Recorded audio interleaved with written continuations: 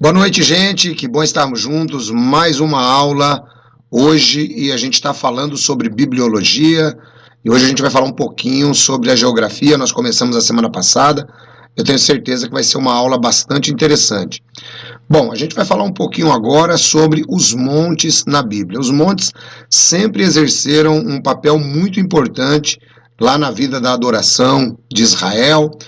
Nós temos aí alguns montes que estão situados ali próximo mesmo a Jerusalém e também se estendendo ali por outras regiões. Portanto, é muito importante a gente ter mais ou menos uma noção desses montes, onde eles estão localizados e o que teve de acontecimento importante, tá? Eu quero lembrar você que, assim, nessa nossa aula, uma coisa que você deve sempre lembrar, o Estado de Israel, o país Israel, né, que a gente chama de Estado de Israel, ele é aproximadamente do tamanho de Estado de Sergipe, tá? Então, se você pegar mais ou menos aí, dar uma olhadinha, você vai ver que ele não é tão grande se você entrar no mapa do Brasil aí e você olhar. Por que isso é importante? Para a gente ter mais ou menos uma dimensão geográfica de onde as coisas elas acontecem, tá? Então a gente vai começar falando sobre o Monte Moriá. O Monte Moriá, você vai ver a descrição ali no livro do Gênesis, capítulo 22, versículo 2, né? Então ali Deus disse, olha, toma agora teu filho, teu único filho Isaque, a quem amas, e vai-te à terra de Moriá. Oferece-o ali em holocausto sobre uma das montanhas que eu te direi. Bom, então nós temos aqui no livro do Gênesis 22, 2, você já está sabendo então o nome do monte onde Abraão foi oferecer o seu filho. E também o templo, né, de Jerusalém foi construído aí nesse monte. Bom, é uma sucessão de montes, né, pessoal? O Monte Moriá, por exemplo, ele está ali colado naquilo que a gente conhece como o Monte Sião, né? O Monte Moriá, conforme nós podemos perceber aí, ele tem uma representação muito importante, né, dentro da visão judaica, também dentro da visão islâmica e dentro da visão cristã. Tá? Então tá aí o Monte Moriá, para que você saiba que o sacrifício de Abraão se deu exatamente aí nesse monte. Né? Salomão também edifica o templo aí no Monte Moriá, né? Lá no livro de 2 de Crônicas, no capítulo 3, então está escrito, e começou Salomão a edificar a casa do Senhor em Jerusalém, no Monte Moriá, onde o Senhor aparece ao seu pai Davi, no lugar que Davi tinha preparado na era de Ornã, o Jebuseu. Tá? Então, hoje, o que é que resta do Monte Moriá? O Monte Moriá também hoje é conhecido pelos judeus como a Montanha das Lágrimas, né?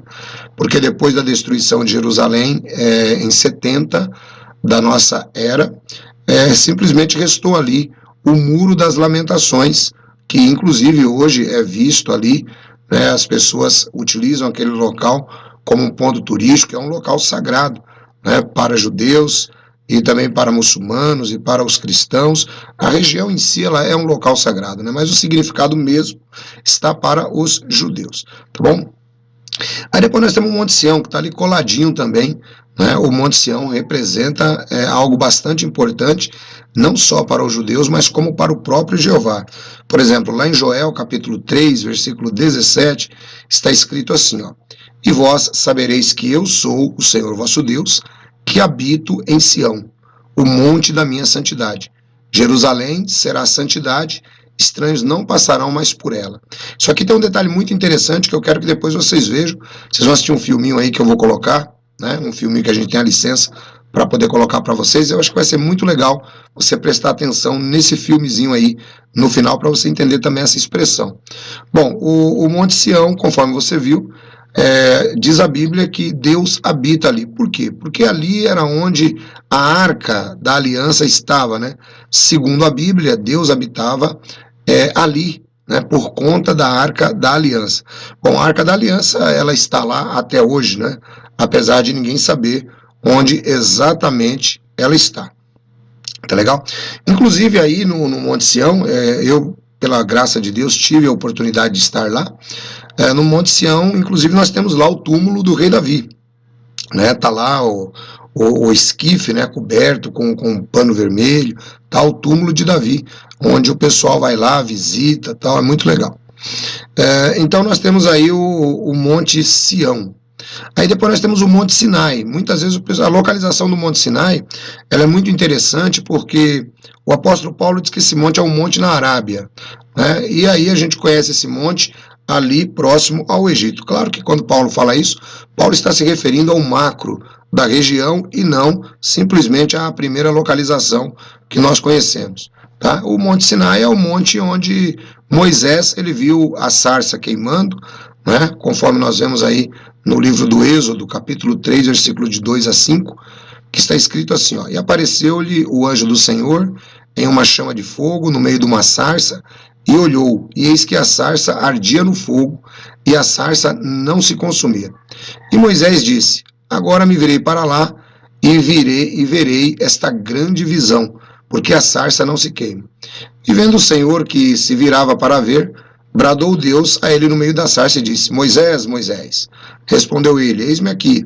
Ele disse, não te chegues para cá, tira as sandálias dos teus pés, porque o lugar em que tu estás é terra santa. Então está aí o Monte Sinai, né, onde Deus ele se apresenta para Moisés. Moisés vê pela primeira vez ali a manifestação da presença de Deus. E nesse mesmo Monte Sinai é onde Deus vai entregar posteriormente os 10 mandamentos para Moisés. Depois nós temos um outro monte que é citado na Bíblia, que é o Monte Nebo. Está lá no livro de Deuteronômio, capítulo 34, versículo do 1 até o 6. Está escrito assim, ó. Então subiu Moisés da campina de Moabe ao Monte Nebo, ao cume do Pisga, que está de fronte de Jericó, e o Senhor mostrou-lhe toda a terra, desde Gileade até Dan. Assim morreu Moisés, servo do Senhor, na terra de Moabe, conforme o dito do Senhor. Bom, então o Monte Nebo, né, também é conhecido como o Pisga, ele hoje faz parte do território da Jordânia, e foi no cume desse monte que Moisés avistou toda a terra prometida. Aliás, é uma vista maravilhosa deste ponto aí também, né, lá na Jordânia, o Monte Pisga, o Monte Nebo, onde Moisés ele recebeu ali a ordem de Deus que ali mesmo ele morreria.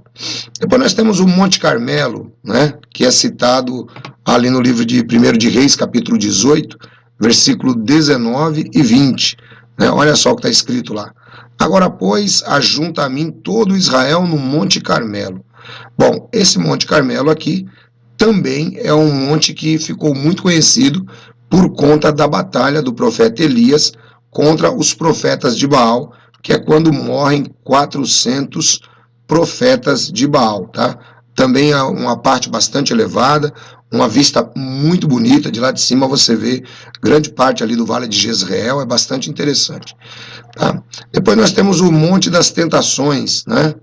Temos o Monte das Tentações, ele é localizado ali na região de Jericó, é o monte onde Jesus ele foi tentado pelo diabo.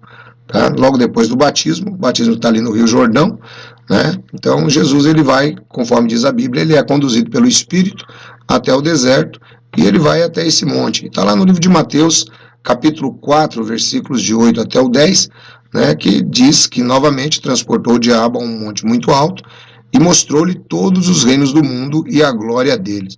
E é ali naquele monte que Jesus, né, ele vence a Satanás naquele momento da tentação.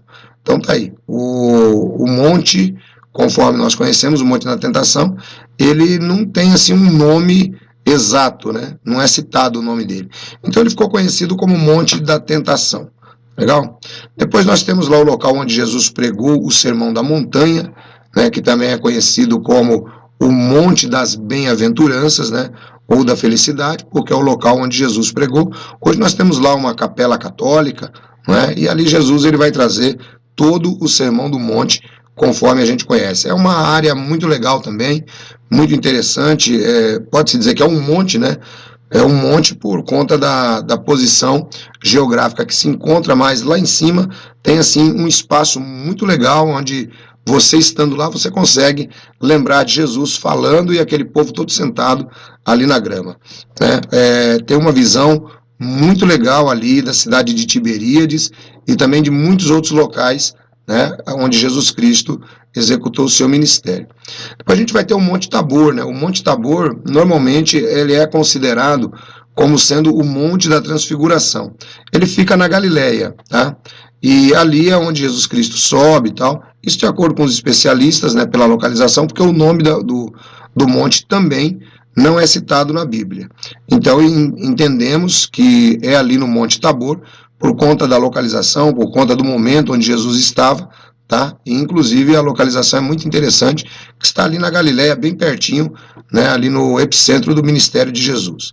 E aí nós vamos ver essa explicação também lá no livro de Mateus, capítulo 17, versículo do 1 até o 3, né? 6 dias depois, Jesus tomou Pedro, Tiago e João e foi para o monte. Lá acontece a transfiguração, que eu já expliquei para vocês aí, né? Conforme a gente pode ver também, nós temos o Monte das Oliveiras, tá? O Monte das Oliveiras, ele abriga ali o jardim do Getsemane, né? O Getsemane, como você deseja chamar. É um monte que está bem de frente mesmo para Jerusalém, para a Cidade Velha. De lá de cima você consegue avistar, né, toda a cidade de Jerusalém, e ali era um local onde Jesus também transitava com muita frequência, com facilidade, quando ele estava em Jerusalém. Ele gostava de orar ali. Uma das particularidades ali do Getsemane é que ali tem oliveiras ainda do tempo de Jesus, né? São oliveiras milenares. É muito interessante quando você vai até Jerusalém e você dá uma olhadinha em tudo isso que a gente está colocando aqui. Bom, fora isso, nós temos rios, nós temos bosques, nós temos vales, né? Nós temos aí muita geografia que é interessante. Agora, é claro, a gente tem uma aula reservada mais à frente só para tratar de geografia bíblica. E aí eu quero que você preste bastante atenção nessa aula, quando a gente for tratar de geografia bíblica, porque vai ajudar. Isso aqui é apenas uma prévia para você compreender.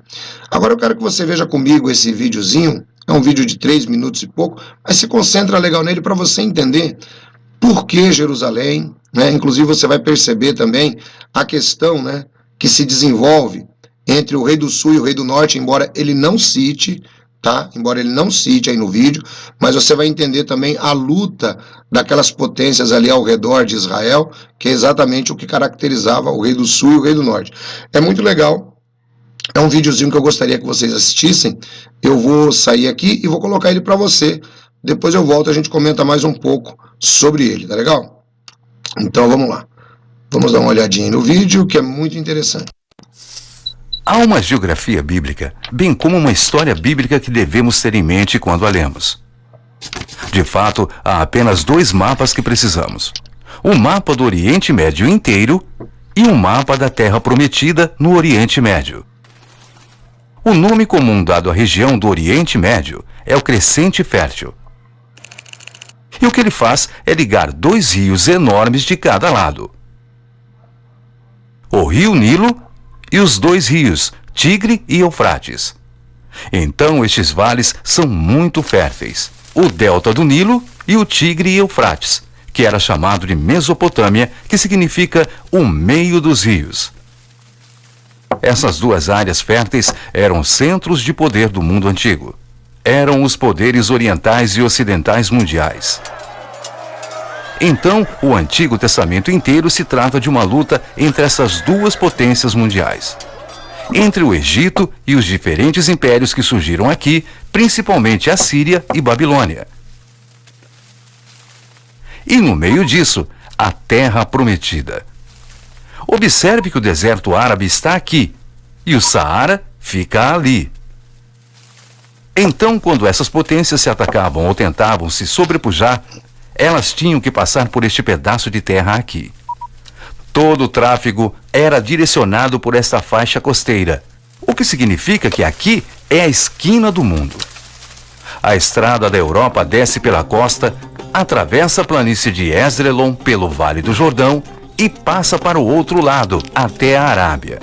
A estrada da África sobe pela planície costeira e atravessa pelo mesmo Vale de Esdrelon. Sobe por Cafarnaum e Damasco e segue para a Índia e China. Então a esquina do mundo fica precisamente aqui, numa pequena colina chamada Megido. Esse nome em hebraico é Armagedon. É por isso que a maioria das grandes batalhas da história se passam ali, na esquina do mundo.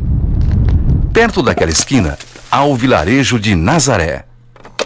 E um garoto de Nazaré pode ver o mundo passar por lá. Ele pode se deitar na colina, como se estivesse no salão de um aeroporto, onde se vê todas as nações indo e vindo. É por isso que chamam essa parte do norte de Galileia das Nações, porque era uma encruzilhada internacional. Enquanto que mais ao sul, nas colinas, era muito isolado e judaico. E Jerusalém fica ali, acima dessas colinas. Então, há duas partes da Terra Prometida. A parte internacional, em que todas as nações iam e vinham, e essa parte bem judaica, isolada nas colinas com Jerusalém. Então, você pode ver a importância dessa terra, na qual Deus plantaria seu povo, na encruzilhada do mundo, onde todos podiam vê-los, onde eles poderiam ser o modelo do reino dos céus na terra. E o mundo inteiro poderia ver as bênçãos que vêm para os povos, vivendo sob o governo de Deus. Mas eles também veriam as maldições pela desobediência ao governo de Deus.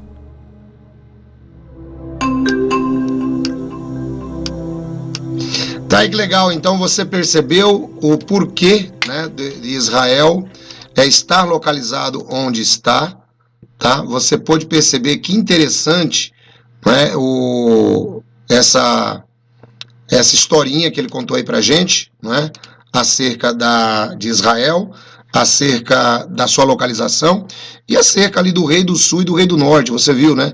É por isso que é muito legal, pessoal, quando a gente começa a compreender um pouquinho mais a Bíblia, eu até peço para vocês que tenham um pouco de paciência. Não precisa ter pressa, não precisa correr. Nós não somos gnósticos que dependemos de buscar um conhecimento para antes de ontem. Nós não vamos ter elevação pelo conhecimento. O conhecimento, ele salva a vida, o conhecimento, ele te ajuda a sair de situações complicadas, mas é gradativo, é devagarzinho. Por que eu estou falando isso para vocês? Porque muitas vezes vocês, principalmente que nos acompanham aqui no canal, vocês estão acostumados aí com essa visão antiga, né, principalmente que algumas seitas colocam aí, essa questão de rei do sul e do rei do norte, tentando transferir isso para o ocidente. Gente, não tem nada a ver. Tinha propósito de Deus em colocar Israel naquele lugar, conforme vocês estão vendo aí. O rei do sul e o rei do norte está ali, Egito, Síria, Babilônia, Líbia, aquele pessoal todinho que está ali, né? Se nós esperamos algo maior, isso vai vir ali do Oriente Médio, não vai vir dos Estados Unidos, não vai vir da Rússia, não vai vir de lugar nenhum, vai vir dali. Ali é o berço do mundo, ali é o berço da civilização. Toda a história começou ali e toda a história vai terminar ali, entendeu? Então é isso daí que é muito legal de você entender. Então da próxima vez que você estiver pegando a Bíblia, que você estiver dando uma olhada, ou você ouvir alguém falando, né, olha, sobre os montes da Bíblia, o Monte Carmelo, o Monte Nebo, você já sabe que tudo isso está localizado ali dentro de uma região pequena. Não dá para ser tão longe, você consegue viajar isso aí, inclusive em um dia você viaja Israel inteiro, é muito tranquilo, de ônibus, claro, né? Agora, um ponto que eu acho muito legal nisso aqui tudo é você ter mais ou menos uma noção da geografia. Na última aula, nós mostramos, por exemplo, a localização do Monte Sinai e mostramos lá o Golfo de Acaba e o Golfo de Suez, né, que é exatamente ali a região onde Israel esteve peregrinando durante os 40 anos. Mostramos ali o momento, né, onde Deus ele dá até as tábuas de pedra para Moisés. Lembramos que aquela viagem de Israel, onde eles estavam ali no delta do Nilo, até onde Jeová mandou eles ir, ia dar só 2 anos mais ou menos de viagem, né? Mas, devido à desobediência do próprio povo, Deus desvia a rota deles, e aí começa toda aquela reclamação e tal. É muito legal quando você pega. Eu recomendo que você pegue o Êxodo capítulo 12, e aí você dá uma lida mais ou menos até o capítulo 20. Êxodo 12 até o 20, você vai ver toda a trajetória de Israel depois que eles saem da terra do Egito. Tá bom? Aí você vai ver que eles chegam, por exemplo, lá a Elim, onde havia 70 palmeiras. A palavra Elim significa lugar de refrigério. Você vai perceber que eles chegam ao Monte Sinai. Ali, gente, é um verdadeiro tour. Você às vezes fala assim, puxa vida, eu tinha tanta vontade de conhecer Israel. Olha, depois dessas nossas aulas, com esses mapinhas, e você pegando a Bíblia, recomendo até uma Bíblia NVI, que a linguagem é mais fácil, e você pode viajar literalmente aí na sua forma de ver a Terra Santa, tá bom? Bom, eu vou ficando por aqui, eu quero agradecer a todos vocês. Lembrem-se, amanhã nós temos a pregação da palavra A pregação começa às 10 horas da manhã, mas você pode também derivar proveito de belos louvores já um pouquinho antes, né? Aproveita, porque depois eu tenho que retirar os louvores por questão de direitos autorais, mas a pregação fica lá, tá bom? Deus abençoe todos vocês, um grande abraço. Se você não viu o canal Pela Bíblia hoje, veja, se esse conteúdo foi de relevância para você, deixa o seu like e manda para mais alguém, ajude, compartilhe o nosso canal Pela Bíblia, tá bom? Deus abençoe, um grande abraço, fiquem todos na graça e na paz de Jesus.